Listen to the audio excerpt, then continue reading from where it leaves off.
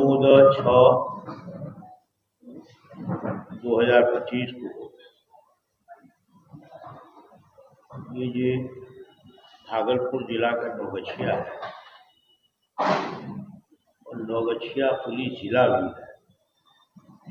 तो नौगछिया पुलिस जिला के खरीक थाना, नौगछिया पुलिस जिला के खरीक थाना में खरीक थाना में वो एक गांव है, NH के किनारे, तो उसमें महिला की बहुत निर्मम तरीके से हत्या हो गई। 3-4 दिन के बाद हमारी पार्टी के जिला अध्यक्ष भागलपुर के श्री चंद्रशेखर यादव जी और नौगछिया में भी हमारा जो सांगठनिक जिला है उसके अध्यक्ष पासवान जी, दोनों ने सूचना दी कि बहुत ही रहस्यमय तरीके से साजिश के तहत अति पिछड़ा वर्ग की एक महिला सुलेखा देवी की हत्या हो गई और अभी तक लाश नहीं मिली है, FIR नहीं हुआ।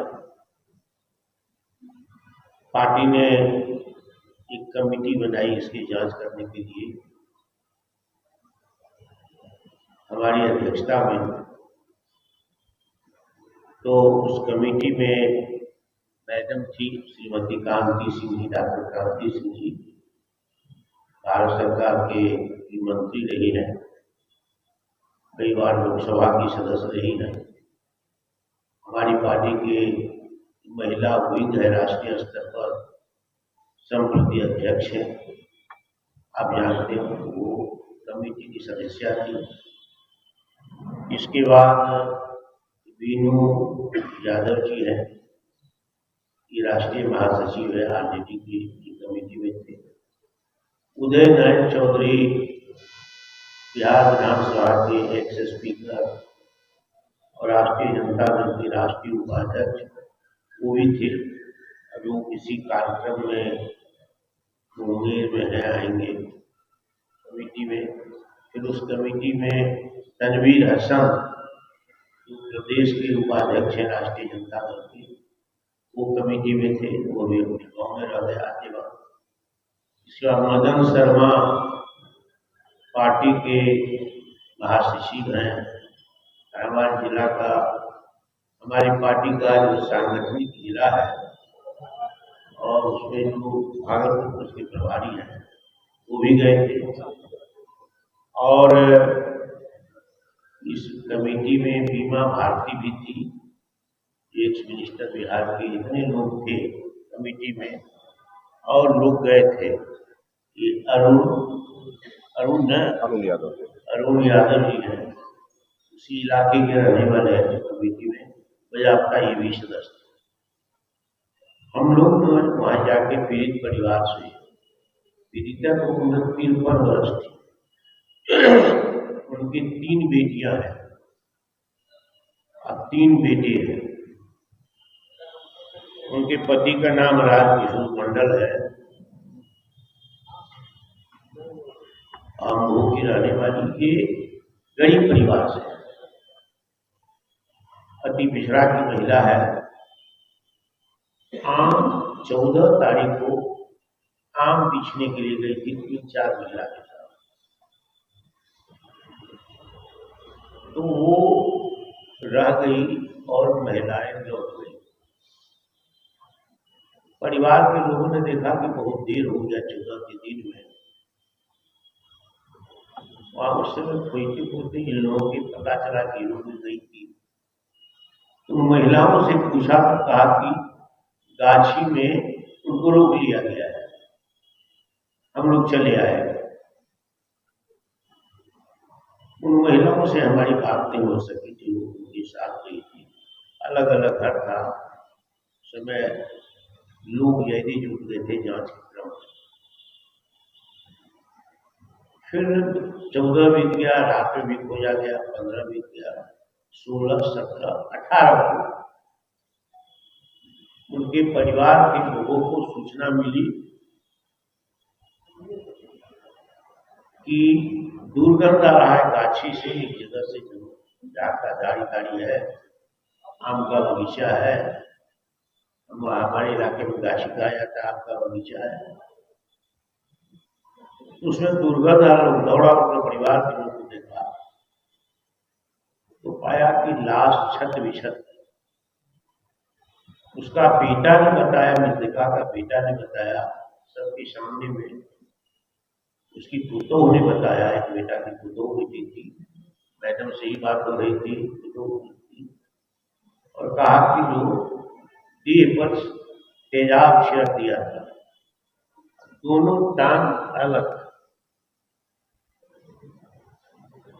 तो एक तरीके से डेड बॉडी के साथ भी खिलवाड़ किया गया होगा, तेजाब को जगा दिया, दुर्गंध दे रहा था, पहचाना नहीं जा रहा था ठीक से। पुलिस ले गई उठा करके लाश को, पुलिस को कवर हुई, लेकिन पुलिस ने थोड़ा इसमें, अगर 18-17 के मामले में जो वहां सारे लोगों ने 18 तारीख कहा, पुलिस को जो सूचना दी गई उसके आधार पर उसमें एफआईआर नहीं हुआ। एफआईआर हुआ है 17 के दिन। ये 18 और 17 में बड़ा विरोधाभास है कि पुलिस ने ऐसे कैसे किया। और एफआईआर संख्या है खरीक थाना, पुलिस थाना, कांड संख्या 192, Kharik police station, FIR number 192/25 dated 17/6/25। 18 के बजाय 17 को एफआईआर किया। सेक्शन हत्या का नहीं लगाया, सेक्शन लगाया है 137/2 ब्रैकेटेड 2, और दूसरा है 140 ब्रैकेटेड 3। ये दोनों का सेक्शन आईपीसी का 302 जो होता था वो नहीं लगा है। हमने वकील से दरियाफ्त की, ये कहा कि एक सेक्शन है 137/2, वो किडनैपिंग फॉर पनिशमेंट, और दूसरा 140/3 किडनैपिंग फॉर एब्डक्टिंग। दोनों एक हुआ, किडनैपिंग किया, एब्डक्ट किया, और फॉर मर्डर, यानी इसीलिए तो एक तरह से किडनैप, अपहरण करने का, दंडित करने का, मर्डर करने का एक सेक्शन है। एक सेक्शन है पनिशमेंट फॉर किडनैपिंग। तो ये 2 सेक्शन लगाया है मर्डर में, डेड बॉडी मिलाकर 302 नहीं लगाया। साजिश ये किया, जिसका नाम आया है वो नाम एफआईआर में नहीं, ये बात सही है। जिस गुंडा का मर्डर करने, रेप करने, सबका जो आरोप लगा है, एफआईआर में रेप शब्द का उल्लेख नहीं है। उसका नाम है गुड्डू सिंह संघई, संघई वहीं के है, ये वो लिखा हुआ हम लोग का रिपोर्ट में संघई, और उसमें किडनैपिंग, मर्डर का चार्ज नहीं है और रेप का चार्ज है। उसका बेटा ने कहा, हम लोग पुतोह ने कहा कि हमारी मां का रेप भी किया गया, हत्या भी की गई, और डेड बॉडी को छुपाने के लिए, छत विछत करने के लिए तेजाब छिड़का गया, और दोनों टांग फाड़ दिया गया। हम लोग सुनते थे जरासंध के बारे में, महाभारत काल दोनों ये किया गया उनकी माँ के साथ इन लोगों ने, उसी में उन लोगों ने दान भी दिया।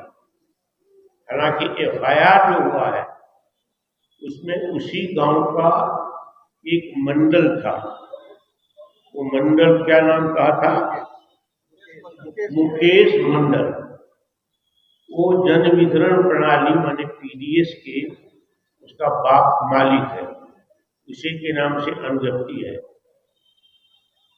तो अनुज्ञप्ति धारक है पीडीएस का, उसका बेटा का अप्रोच उसी के माध्यम से एसडीओ हुआ, पीडीओ हुआ, सीओ हुआ, थाना हुआ। तो वो थोड़ा संपन्न हो गया उस गाँव में। तो एफआईआर बिना कहे उसने एफआईआर लिख के और उसके राजकिशोर मंडल से दस्तखत करा लिया कि जल्दी लिख दीजिए, एफआईआर होगा तब कार्रवाई होगी, गिरफ्तार होगा। उसके बाप ने कहा कि एफआईआर में क्या लिखा हुआ है हम नहीं जानते थे, हमको मुकेश मंडल ने लिखाया, लिखा करके लिख के लाया, दस्तखत कराया। मुकेश मंडल को बुलवाया हम लोग जांच कमेटी के सामने में। मुकेश मंडल का देह कांप रहा था, हम लोगों ने देखा। हमने कहा कि तुम किसके कहने से एफआईआर लिखे? तो एक ही जवाब देता था, हम थोड़ा लिखे, बाकी दूसरे लोग का लिखा हुआ है। हमने कहा कि हैंड राइटिंग तो एक ही है, ऊपर से नीचे तक अक्षर भी तुम्हारा है, श्रीमान का विश्वासी राजकिशोर मंडल का हस्ताक्षर तुमने लिया, ये कह रहा है। तो एफआईआर जो पीड़ित परिवार है, पीड़ित या घर वाला है या बेटा लिखता, कोई लिख सकता था, हस्बैंड लिखा, कहा कि हमारा कहा हुआ नहीं। तो एफआईआर बिल्कुल पुलिस के द्वारा डिक्टेटेड है, मैनिपुलेटिंग है, नाम नहीं कहा गया, कौन किया है, रेप का, किडनैपिंग का आपने लिखा दिया है, गुमशुदगी का एक तरह से गायब हो गई है, इसका सेक्शन है। और इसमें दो बात और लिखाया है, षड्यंत्रकारी लिखा है कि उसको मानसिक परेशानी थी। ये बिल्कुल झूठ है। संविधान में इस बात की व्यवस्था है, 4 चीज। वो पंच हुई थी 3 बार, संवैधानिक संस्था हो गया है, मुखिया, सरपंच, पंच, ब्लॉक प्रमुख, पंचायत समिति के सदस्य, जिला परिषद के अध्यक्ष सदस्य, सब हो गया है संवैधानिक संस्था के मेंबर, असंवैधानिक पद।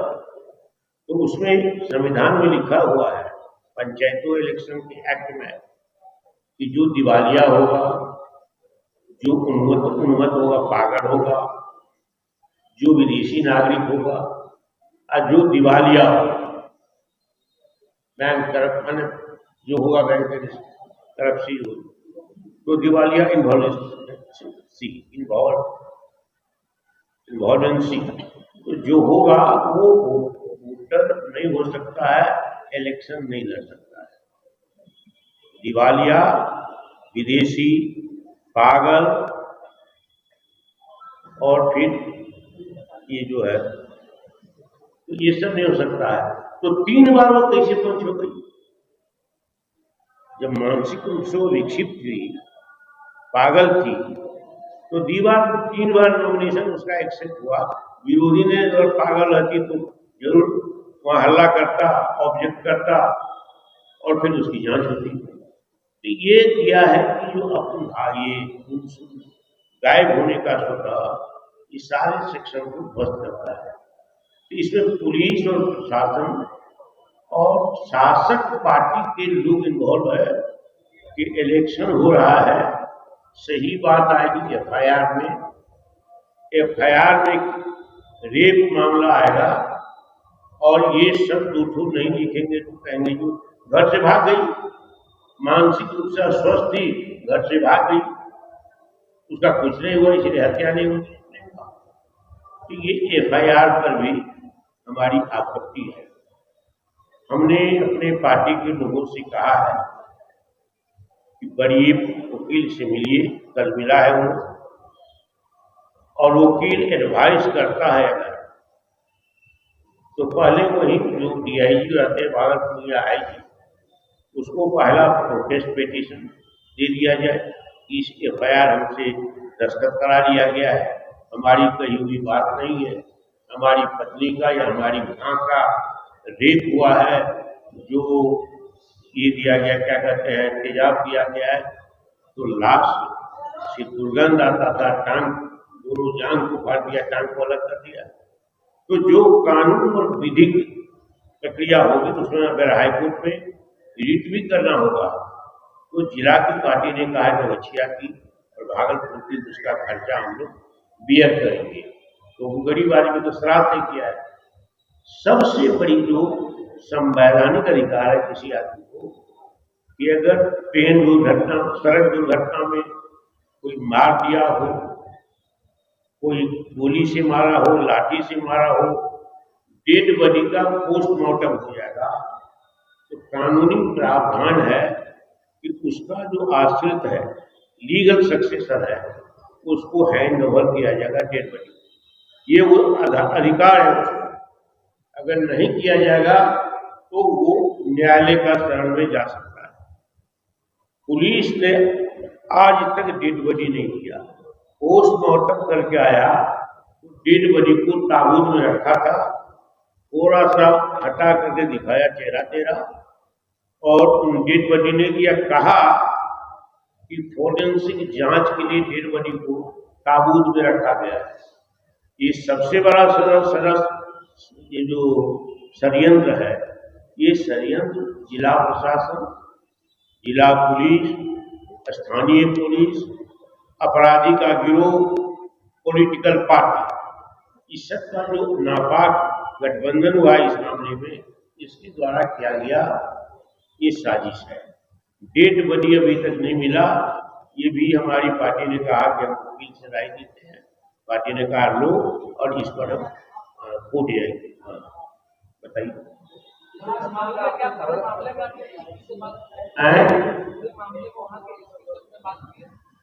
हम लोगों ने किसी पुलिस वाले से बात नहीं, पहले हमने ये सोचा पार्टी के दोनों अध्यक्षों को, पार्टी के नेताओं को बुला करके वहीं हम लोगों ने बैठक की और कहा कि पहले आप विधिक राय लीजिए, परामर्श लीजिए वकील से, और तब एक पिटीशन बना करके डिलीगेशन में आप SP के पास जाइए नवगछिया, और फिर आप जाइए भागलपुर के DIG के यहाँ दरखास्त दीजिए। इसके बाद जरूरत पड़ेगी तो हम लोग DGP से बात करेंगे, होम सेक्रेटरी से बात करेंगे, जरूरत पड़ेगी तो। नहीं तो ये इतना मामला है, उसमें चप्पा चप्पा पर लगता प्रशासन, भारतीय जनता पार्टी, जनता दल यूथ, स्थानीय पुलिस, पुलिस के बड़े पदाधिकारी, पुलिस, जिला प्रशासन, सबका संबंध नापाक संबंध है। इसको रफा दफा करेंगे तो इसको पुलिस रफा दफा करके क्यों डेड बॉडी दिया?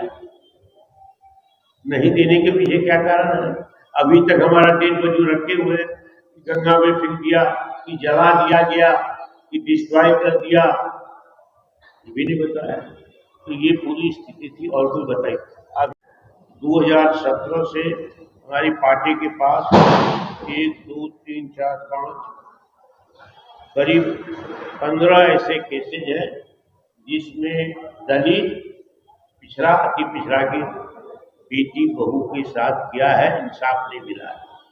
और अभी पूर्णिया की जो घटना थी उसमें तो लोग पैदल यात्रा की, हमारी पार्टी भी उसमें दौड़ थी, गवर्नर को दिया लेकर के पैदल यात्रा, पदयात्री लोग सैकड़ों लोग आए, उनके रिश्तेदार आए, वो भी इलेक्शन उनकी थी, लड़की नाबालिग लड़की थी, कोई कार्रवाई नहीं हुई। एक आठ लोग गिरफ्तारी है, काजल नाम था लड़की का। तो ये सब स्थिति हुई है। हम लोग इसमें सारे बिहार से तथ्य भी जुटा रहे हैं, कहाँ कहाँ होगा तो हमारी पार्टी को सूचना नहीं है, और फिर इस पर हम लोग पार्टी की ओर से कार्रवाई होगी, करेंगे व्यापक रूप से।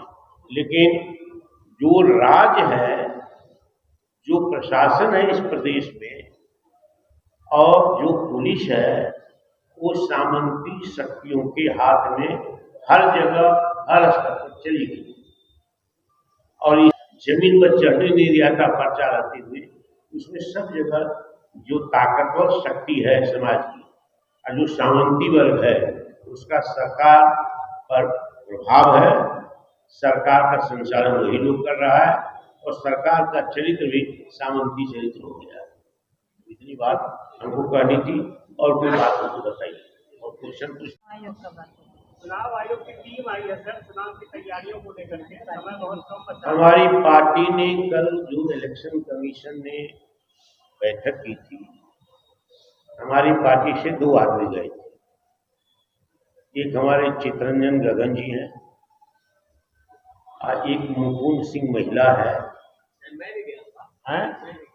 और मदन शर्मा, 3 आदमी गए थे और मुकुंद सिंह गए थे जो पार्टी के राष्ट्रीय महासचिव हैं, प्रादेशिक महासचिव हैं।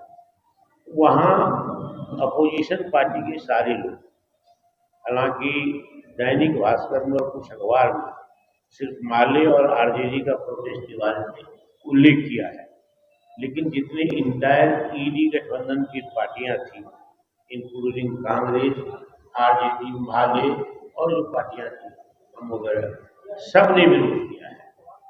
और उसमें 3-4 उन्होंने जो चिट्ठी सर्कुलेट की है वो 3 चिट्ठी जी तो उसमें एक दिया है इलीगल इमिग्रेशन। तो उसमें 3 बार दिया है सबकी जांच होगी, जिसमें जन्म तिथि का प्रमाण पत्र देना आवश्यक है पहले के जो वोटर है। हम लोग का कहना था, जो मीटिंग में इलेक्शन कमीशन को हमारे लोगों ने कहा है कि 2003 में मतदाता सूची की समीक्षा इलेक्शन कमीशन के स्तर पर की गई। 2003 के बाद कोई समीक्षा नहीं हुई। नरेंद्र मोदी भी 3 बार लोकसभा के चुनाव लड़ चुके हैं।